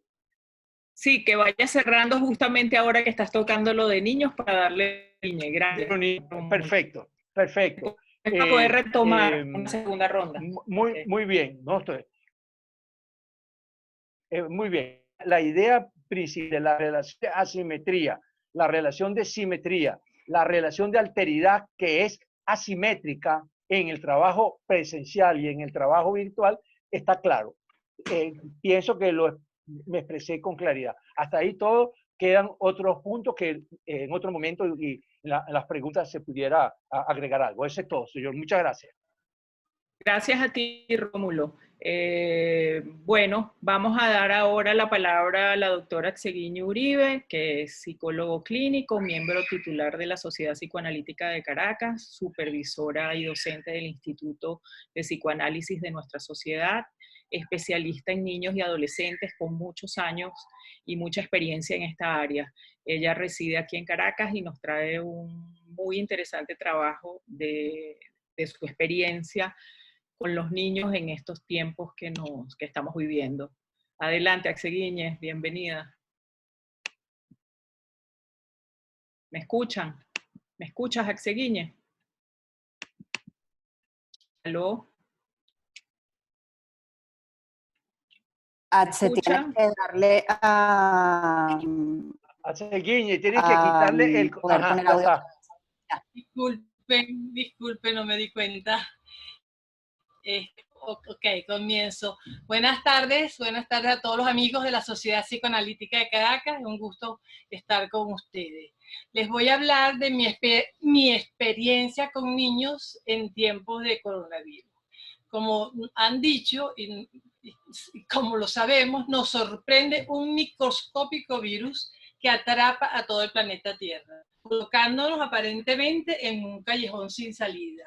Quedamos confinados en nuestras casas, protegidos pues, de esta gran amenaza.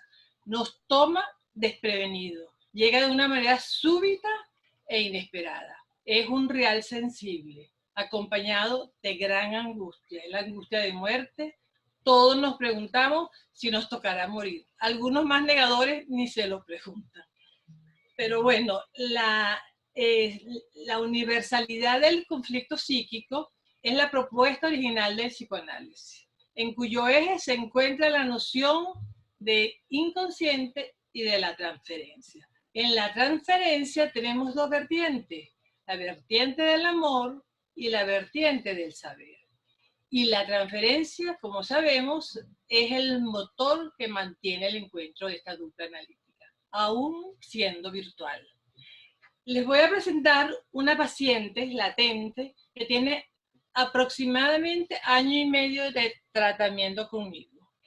Viene la cuarentena y se decide, con permiso de los padres, y también con permiso de los padres, poder presentar este trabajo acá, se decide continuar vía internet por WhatsApp, desde el primer día de la cuarentena.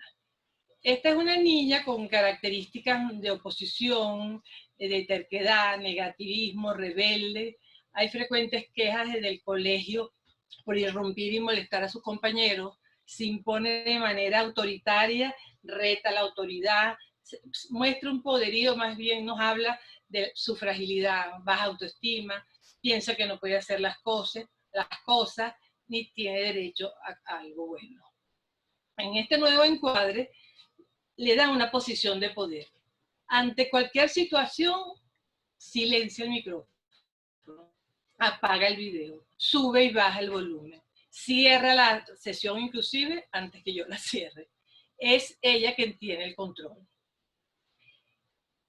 Sobre todo en las primeras sesiones pasa esto, porque en sesiones sucesivas, después de haberlo trabajado, pues se muestra mucho menos defensiva. Empiezo a acompañarla a ver cómo se juega con el Nintendo, le pido que me cuente qué es lo que está jugando y me dice, es una bebé que raptan 3 veces y tengo que ayudarla a llevar a la casa, porque si no, se muere. Es un juego completamente elaborativo, pues, de sus ansiedades de abandono, de sus ansiedades de separación y de muerte. En otra ocasión, me trae pesadillas. Por primera vez en todo el proceso de tratamiento. Antes nunca me las había traído, no las había hablado conmigo ni con su madre.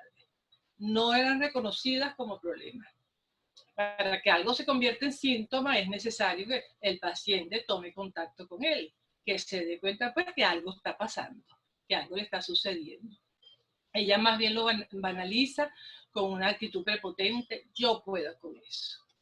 Ante mi pregunta sobre las pesadillas, ella me habla de un monstruo que mata a su madre. Me asusta. Le pido que me lo dibuje, hace un dibujo como una ameba bastante grande en la hoja, coronada, y me dice, es el coronavirus. Le digo que ella lo puede atacar, que con la punta del lápiz lo puede agujerear y lo hace repetidamente toda la hoja. Y luego le propongo que si quiere puede destruirlo. Rompe la hoja a pedazos. Dice, por lo menos lo asesiné. Le pregunto, ¿cómo te sientes? Me produce alivio. Sí. Pero hay otro peor. Entonces me dibuja el otro. Un círculo grande con boca de sonrisa abierta, ojos en asterisco, nariz triangular ensangrentada. Me dice, este es el monstruo que me sale. Con esa sonrisa, esos ojos. No ve, pero tiene un olfato que huele todo. Me persigue. Hay una piscina. Si caigo, hay un cocodrilo. El monstruo no tiene ojo, porque se lo saqué con un cuchillo y le ponché la nariz rojo sangre. Es Chucky 2. Si se molesta, me va a asesinar. Luego, ya finalizado el dibujo y dicho todo esto, le habla con el dibujo y dice, nunca más te metas en mi sueño. Yo le pregunto, y bueno, ¿y cómo llamarías esta sesión? Monstruo, te voy a asesinar. Bueno, esto es lo característico de lo que Freud llama lo siniestro. Es el carácter animado de lo inanimado. Es un muñeco que cobra vida. Esto es lo ominoso. Es angustiante y espeluznante. Produce ansiedades paranoides y de castración, de retaliación, ley de talión, ojo por ojo. La pérdida de los ojos despierta sentimientos intensos de angustia. Bueno, así se van desarrollando las sesiones. La acompaño, por ejemplo, a ver fotos de la familia, del álbum cuando era chiquita, y de esta manera se historiza. Despliega otra fantasía me trae otro sueño, canta, baila, inventa canciones, son defensas maníacas. Juega también al escondido, apaga y prende la pantalla. Dice, ¿estás? No estás. Juego que ahora tiene más un sentido de elaboración que las primeras apagadas y habla de ansiedades depresivas y de pérdida. También me canta y dice, trae una canción, dice, tú, nadie como tú, dame un sustituto, Yo le pregunto si ella la inventó y ella me dice sí, y sigue cantando, pero al rato me dice para mi sorpresa y en un tono fuerte, no, mi amorcito, está en YouTube, ¿no sabe? Y yo me quedo un rato en silencio y le pregunto, se me ocurre preguntarle, ¿y las pesadillas? Me dice, se me quitaron. ¿Y cómo? Hiciste magia. Entonces, bueno, esta es una transferencia que me adjudica un saber. Es un saber mágico, pero inmediatamente descalificado. Y por otro lado, la vertiente amorosa, pero también con un dejo de hostilidad. Además, necesita un sustituto. Y yo me pregunto, ¿será que mi apariencia virtual no la satisface, no satisface su deseo de presencia? Bueno, toda esta imaginación que me trae me permite de alguna manera interpretar su fantasma imaginario, que se revela a través pues, de la dialéctica de la transferencia, me permite analizar sus identificaciones, ayudarla a proceder a la construcción de representaciones simbólicas, representaciones metafóricas y afectivas, ver las fijaciones de sus zonas erógenas de origen anal y oral sádico, sus trayectos pulsionales, y bueno, y así elaborar su proceso de separación. Son puntos centrales de su conflicto. Ella, al construir pues estos cuentos, sus teorías, logra darle sentido a lo incomprensible, a lo irrepresentable, como dice Villa. Hace puente entre el terror sin nombre y lo impensable, lo no representable. Entra la representación, palabra, lo decible, lo figurativo. Le permite generar signos y significantes. Se va creando un espacio psíquico, una posición subjetiva y se va estructurando como sujeto. Si bien hay un cambio de dispositivo analítico, me es posible sostener el acto en posición de escucha, de observación y de interpretación. Hay presencia virtual, con distorsión del cuerpo, la imagen, la voz, pero se da a continuación del análisis. Y en ella creo que la ha ayudado. En principio ella casi no tenía palabras cuando llegó por primera vez a mi consultorio, y aquí se ha desarrollado mucho el poder decir, la palabra, el lenguaje. Bueno, la salida creo que la podemos encontrar por el lado de darle luz a la angustia y en la creatividad pues, que tienen todos estos niños a través de este ciberespacio, escenario de las transiciones psíquicas. Gracias. Muchas gracias a ti, Axeguiñez, por tu hermoso trabajo. Vemos allí a un analista trabajando y comprendiendo y procesando las comunicaciones de su paciente, y cuesta también visualizarlo en un escenario virtual, pero es así, de manera que los análisis transcurren y pueden seguir su camino en medio de esta nueva configuración. De todos modos, hay muchas preguntas en relación a este tema, porque es un tema que es novedoso para mucha gente y que también despierta nuevas inquietudes. Evidentemente, no es exactamente igual, pues. Y una de las preguntas que hace Robert Caldera, o comentario, me parece muy interesante. Él dice, en las sesiones por videollamada sucede algo que me resulta interesante. La mayoría de las aplicaciones, por no decir todas, muestran en espejo tu propia imagen durante la sesión, cosa que no sucede en la consulta presencial. Cómo cada quien se enfrenta a su espejo mientras se da el compartir analítico me parece fascinante, tanto para el paciente como para el analista terapeuta. Efectivamente, si trabajamos con cámara, nos estamos viendo a nosotros, el paciente se está viendo también, y aparte uno puede ver al otro, ¿no? O sea, es como un doble registro, ¿no? Leo otra y después ustedes, Rómulo y Axeguiña, eligen cómo responderla. Mariana Ramallo dice, cuando trabajas con niños, la imagen puede ser un elemento lúdico que favorece el análisis. Es diferente, es mi experiencia. Luego las interferencias que pueden parecer nuevas formas diferentes, pero muy interesantes de intercambiar. Es muy interesante, dice Mariela Raskin, lo que dice el doctor Lander. En mi caso, que trabajo en psicoterapia cara a cara, he notado que puedo asociar mejor, y en el caso de algunos pacientes que he tenido una dificultad con la transferencia, han comenzado a pensar mejor y me solicitan directamente quitar el video. No sé si Rómulo quiere decir algo sobre estos comentarios que he leído. Rómulo, adelante. Sí, cómo no. En realidad se trata de dos preguntas distintas. La primera es muy interesante, y también me gustaría algunos comentarios, que es que cómo es la función de la imagen en la terapia con niños. Y la segunda parte, que es la cuestión de la imagen en espejo. Cuando el analista en la sesión virtual ve la imagen del paciente, pero también ve la imagen propia, ambas imágenes en la pantalla. Ese también un comentario alrededor de eso. Y la otra, el otro comentario es cómo facilita o entorpece el mecanismo mental del analista, que haya imagen o no haya imagen. Esas son tres cosas muy interesantes, muy válidas. Es inevitable tener que considerar todos esos aspectos.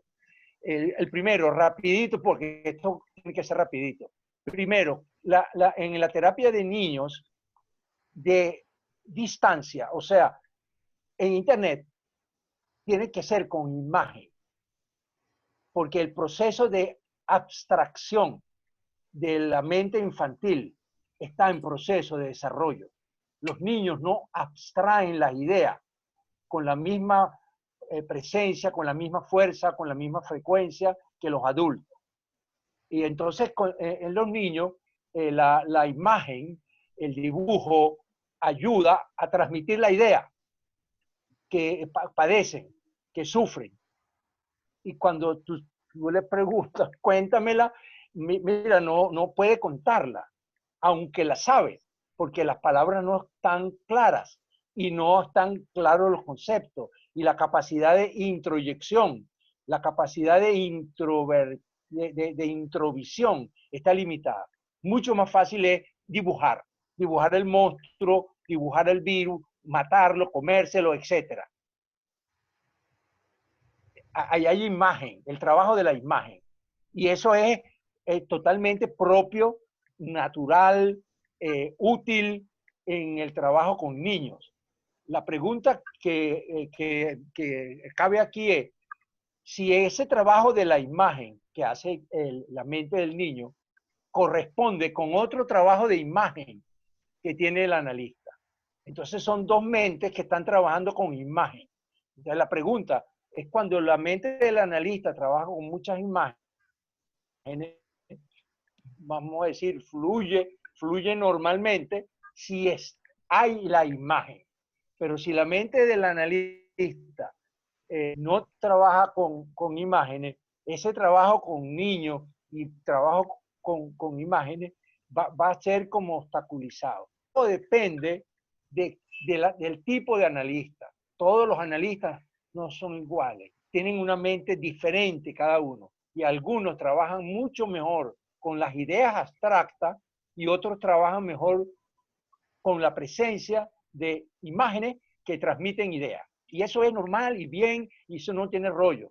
Lo único es que cada quien lo hace como su naturaleza lo permite, con más facilidad y con más beneficio.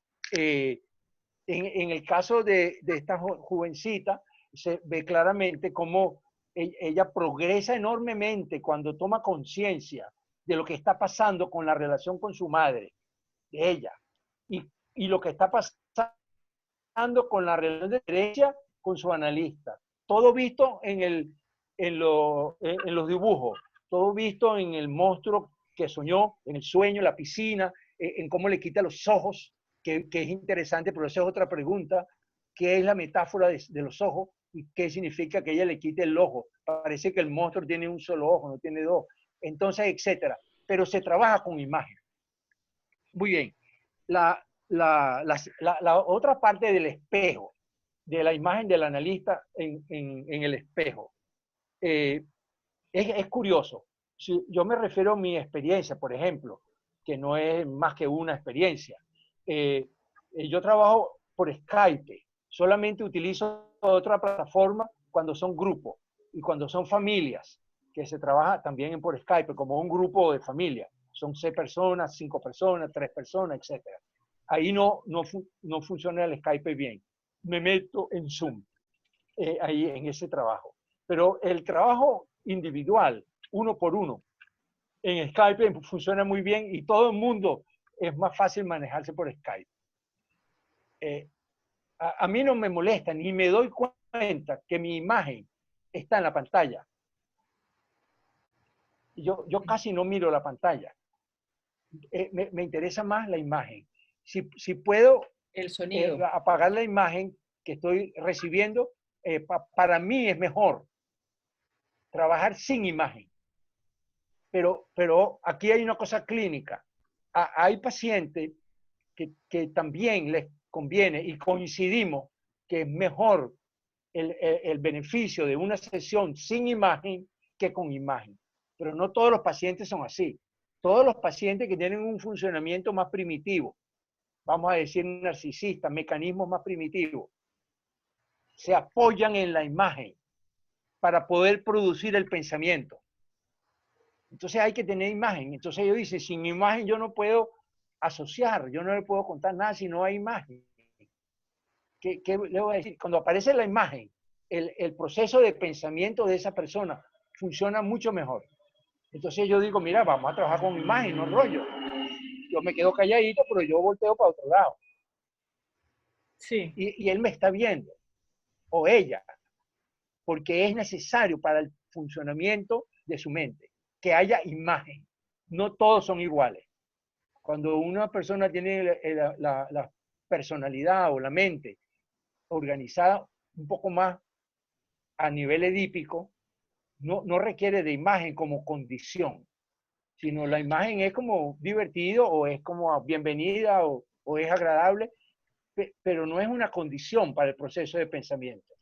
Una interrupción, un pequeño comentario, Rómulo, que digamos, también algunos autores en psicoanálisis, pensando en el dispositivo normal psicoanalítico, plantean que el psicoanalista se tiene que olvidar del cuerpo propio cuando está trabajando. Si tu cuerpo empieza a hacer ruido de alguna manera, pues hay que pensar en la contratransferencia, hay que pensar en otros procesos internos del analista que pueden estar ahí interviniendo en la escucha, ¿no?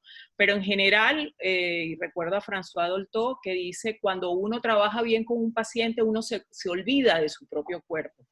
Ese comentario te lo quería dejar allí porque yo pienso que es parte de lo que hay que elaborar. Hay otras personas que consideran que el lenguaje del corporal del paciente, el lenguaje del cuerpo del paciente, o sea, lo que puede decir el cuerpo o los movimientos o la postura en el diván o en el sofá, es parte de un material que hay que tomar en cuenta también. Entonces, ¿cómo se pierde eso en la comunicación, digamos, en la terapia online y cuando no hay imagen, ¿no?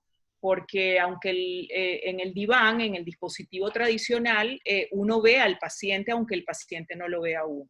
Si uno quita la imagen, entonces ahí hay una variación.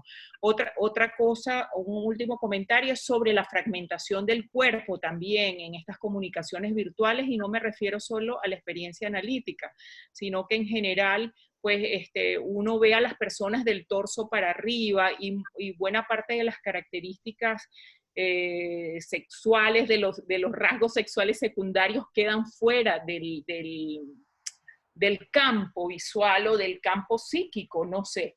Es interesante, ¿no? Estos nuevos planteamientos que están haciendo, pero voy a leer algunas otras cosas para seguir. Hay una pregunta que hace, gracias doctora Seguiñe por la explicación tan clara sobre el caso, viéndonos en una situación nueva e incierta del trabajo con niños. Ayer me atreví a atender el caso de una niña de 9 años con una emergencia. El síntoma que alarmaba a la madre eran alucinaciones auditivas. Logré hacer la entrevista clínica y entender que se trataba de una fantasía, de una imagen con una voz siniestra, producto de su propia imaginación. Estamos comenzando, pero pudo poner en palabras su terror y seguiré explorando la forma de continuar. Axeguiñe, te quisiera preguntar cómo has manejado desde la técnica el sostenimiento del espacio físico, por ejemplo, si los padres se mantienen al margen del lugar donde está la niña al momento de la sesión.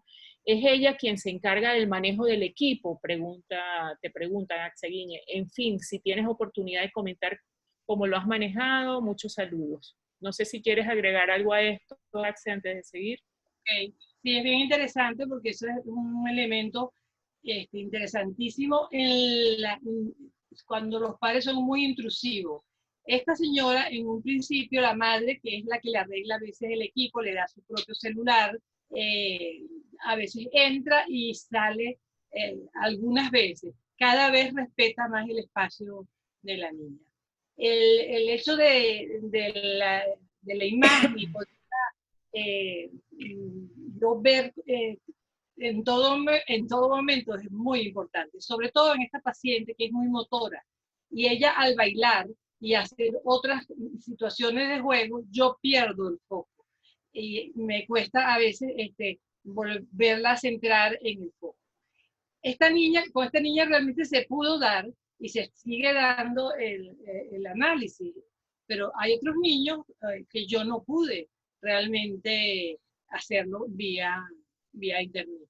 Ahí tenía pacientes de 4 y 7 años que desde un principio unos padres no aceptaron, otros aceptaron y luego en emergencia a la 4ª semana me llama, por ejemplo, una que el niño está insoportable, el niño está muy agresivo, le está pegando al padre, le dice que no los quiere, les dice que se va a ir con otros padres, que va a buscar otros padres.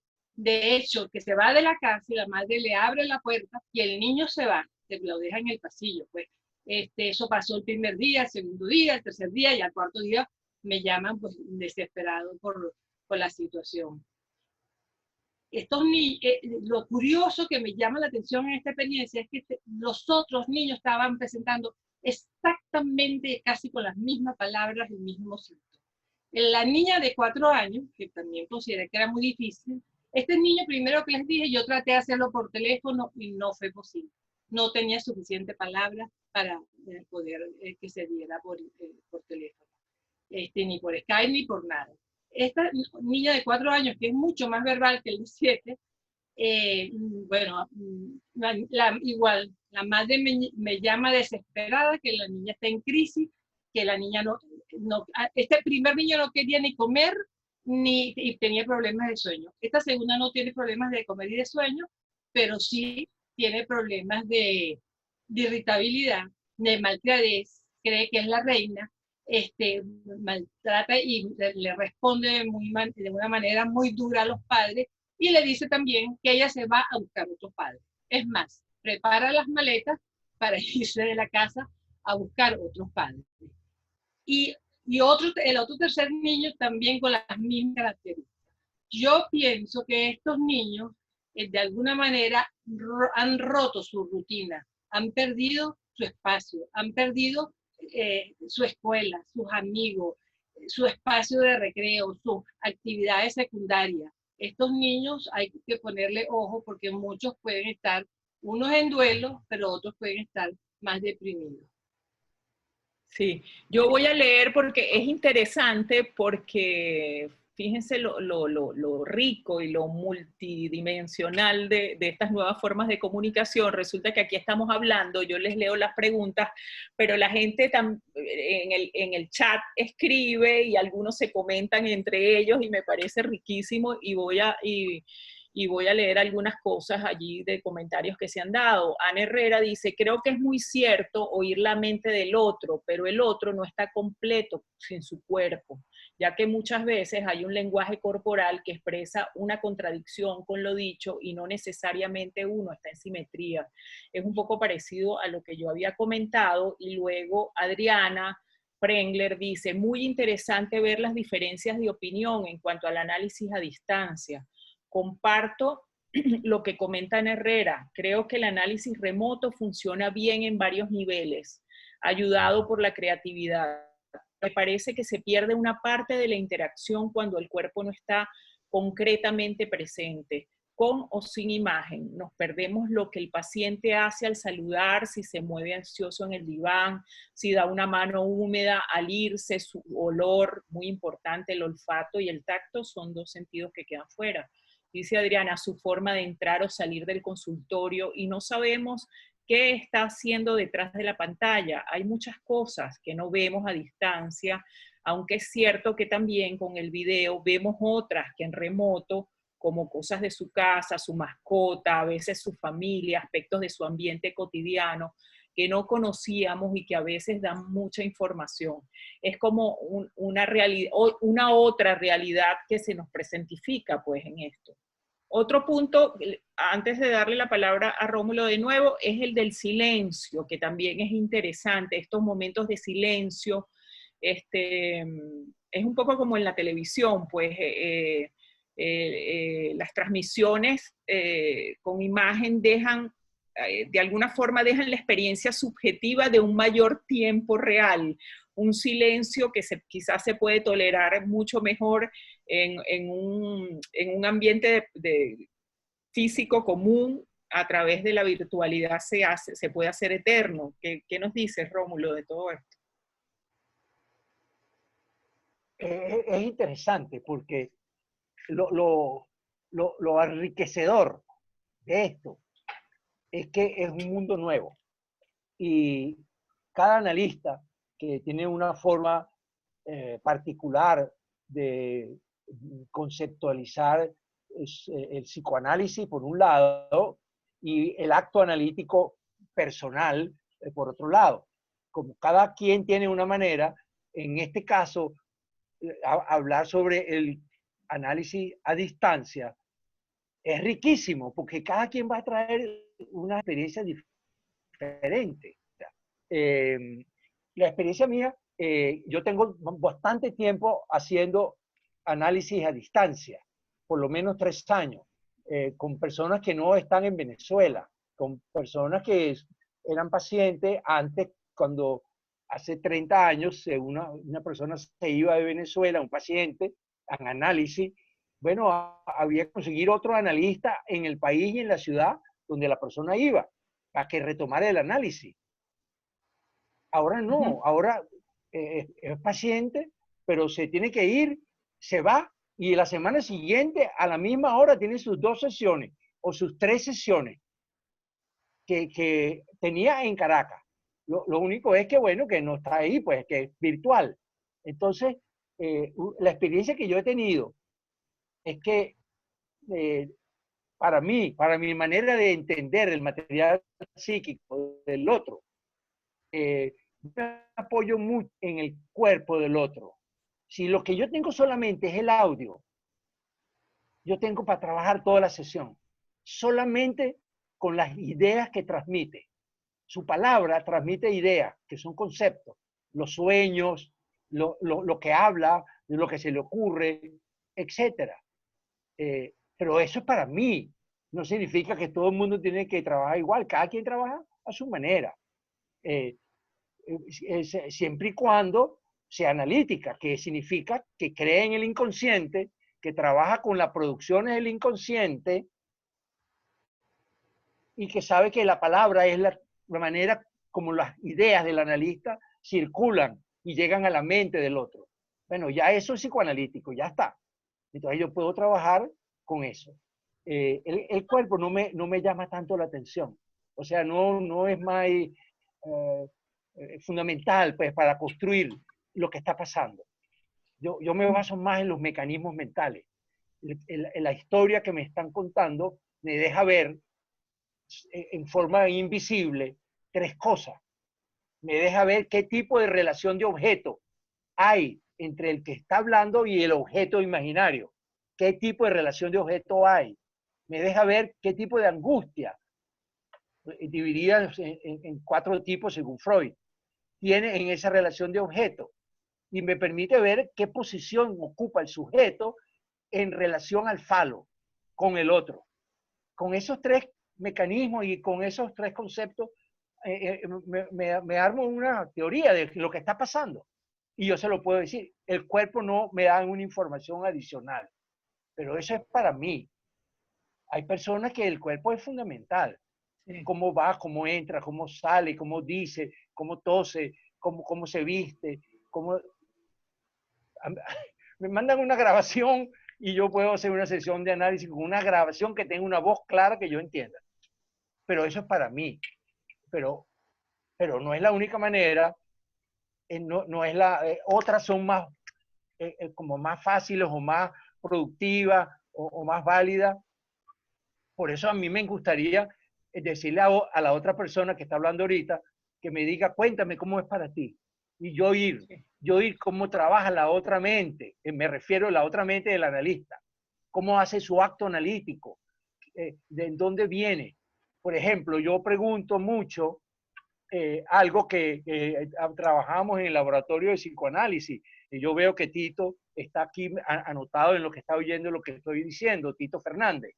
Y tú te recordarás, Tito, cuando nosotros hablábamos hace, no sé, hace 25 años, de dónde proviene la interpretación que produce el analista.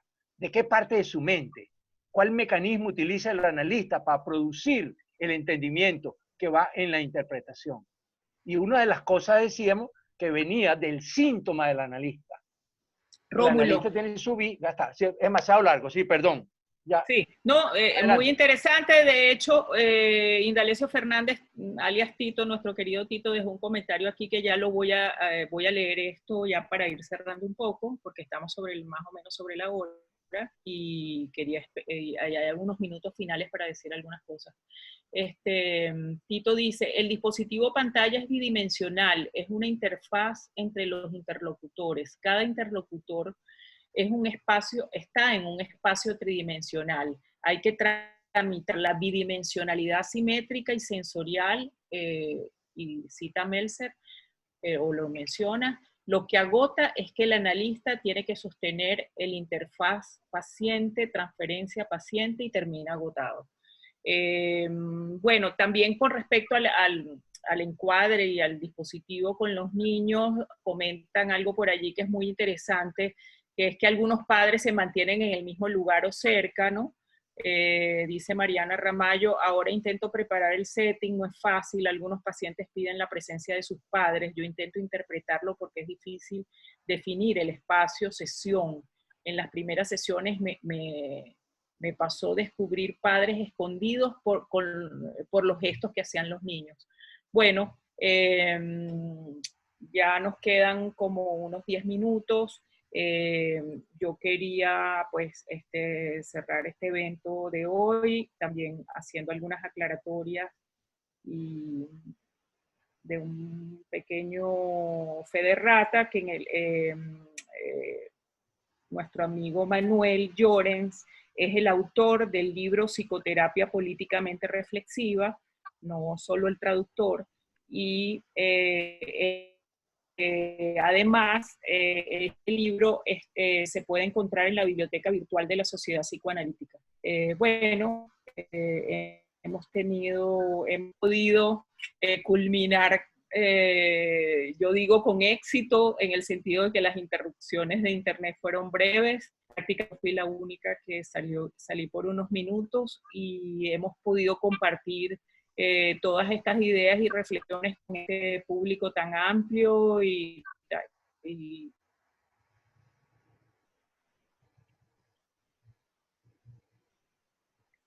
actividad psicoanalítica estamos intentando hacer actividades que nos mantengan conectados y nos mantengan en comunicación y en pensamiento y pensando analíticamente lo que nos está pasando. Acabo de quitar la imagen porque recibí un aviso de falla. Entonces sí queríamos pedirles a todos los asistentes que pusieran sus videos brevemente para poder tomar una foto de grupo. Este encuentro fue grabado, está siendo grabado y se va a transmitir, se va a colgar en la página de la Sociedad Psicoanalítica. Y bueno, los invitamos a que nos sigan en redes